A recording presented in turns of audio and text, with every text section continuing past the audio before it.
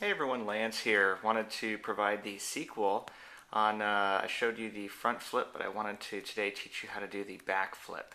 And what I'm going to do is I have a couple different pens, pencils, and really want to just talk through, not only of course show you how it's done, but really try to break down what's happening. This is one of those that when I first saw, I thought, gosh, that is just so cool. And it took me a little while to figure it out. I almost didn't keep persistent on this one. I had a friend who could do it, and I watched him. He tried to teach me, and I thought, okay, sure, I've learned the front flip. I can figure this out pretty easily. But I tried for I don't know a while, and it got me. I couldn't figure it out, and then I kind of came back to it, and eventually it worked itself out. So really want to try to hopefully break this down for you. So let me go ahead and show you basically how this works. So just like the first one, I talked about, I think, starting position. For me, when I write, this is how I write. I'll hold a pen like this, and then I would write. And that's a great, I think, way to look at this from a starting position point of view. What you're going to do is, and again, let me back up and first just talk about different types of pens and pencils make a difference. Here's another example of a Sharpie. These Sharpies I kind of liked. I was trying to figure out what would be the easiest when you're just starting, and I like these. They're a little bit thicker. They're not too light, but they have a decent weight to them. And also, they have, I don't know if maybe tackiness, but they're a little bit, they're not too slick, so your finger doesn't slide off quite as easily. Another one I like, I have a Zebra, and this one's pretty good as well. I may have seen these, actually I wore the lettering off it, but it's just a Zebra, ballpoint pen, kind of a, I don't know, metal plastic or something there, but again, a little bit of a weight, and just like I taught before, it does make a difference which way you're holding it. Like if you're doing the front flip, you want to hold the heavier side out when you're flipping. Likewise, when you're return flipping, it makes a difference. If I were to try to return flip it this way, it's tougher, and I can feel it, right when I'm holding it. And so, just remember that. So, same thing when you're front flipping, you want the heavier side out, and then after you catch it, you're going to just leave it the same. You don't have to change anything about it. Let me show you. Let me show you one more. Again, when you're front flipping, I talked about using like a brand new pencil. Here's just a colored pencil. It's great for front flipping. On the return flip, it's nice, but it's a little bit trickier, I think, to get it just right. I mean, this feels pretty easy for me, but if you're just starting out, that's going to be kind of tough. There's just not as much to put your finger on. It's like you have to be a little bit more exact. And so I think something like the Sharpie here gives you a little bit more surface area when you're pushing it back on your finger. Also, I do like the Zebra as well, just from a weight standpoint. The Sharpie just does feel a little bit short. It would be nice if it was just a little bit longer. So keep this in mind. I bring all this up to say the type of pen or pencil you use when you're flipping makes a huge difference.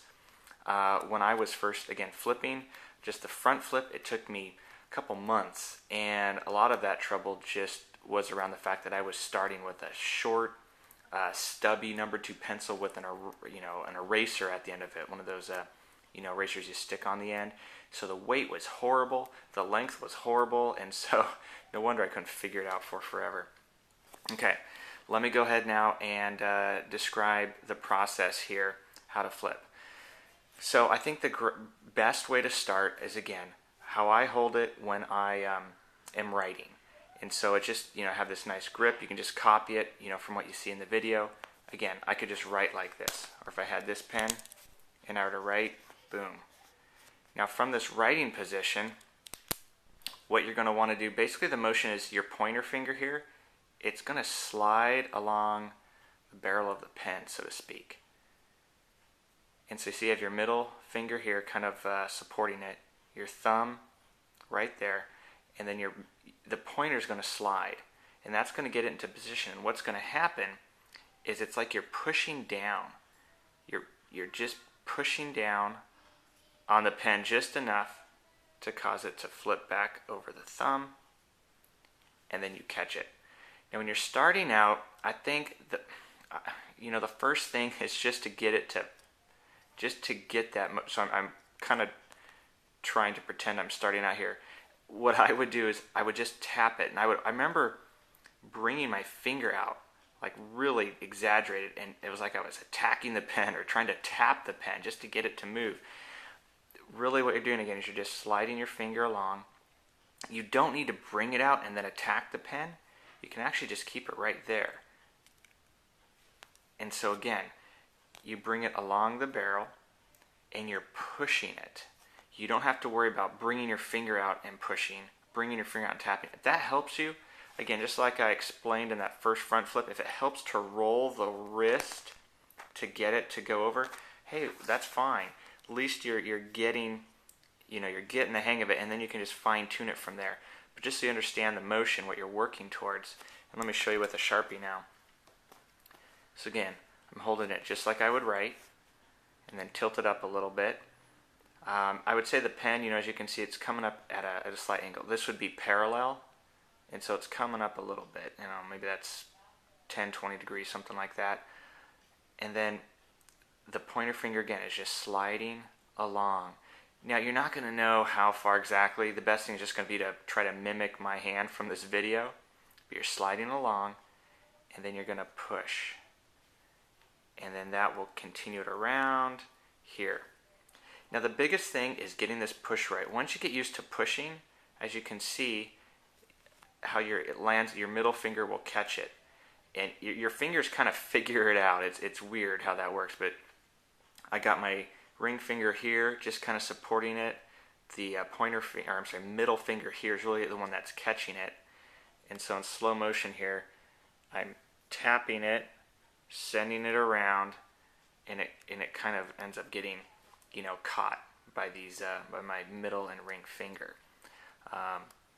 And so the big thing is going to be getting this right. That's the hardest part. And so like I said, I like the Sharpie. If you have a Sharpie, try it. Just see if it helps you, if it gets you just to get that tip right. Now the other subtle thing I want you to notice is watch my middle finger. Notice my middle finger it helps position the pen. And it's subtle, but it just makes all the difference.